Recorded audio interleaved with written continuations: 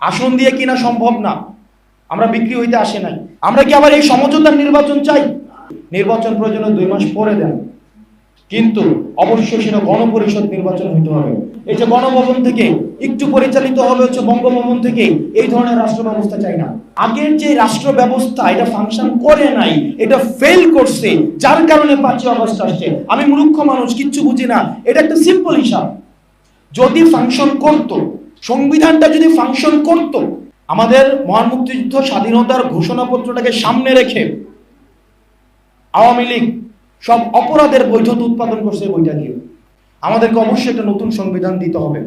আর যারা প্রতিষ্ঠিত, যারা মনে করতেছে আমাদেরকে বাইনারি রাজনীতির বাইরে নতুন রাজনৈতিক দলের উত্থান হইতে দিবে না, আমরা আপনাদেরকে বলতে চাই, আসন দিয়ে আপনি আমাদেরকে কিনতে পারবেন না।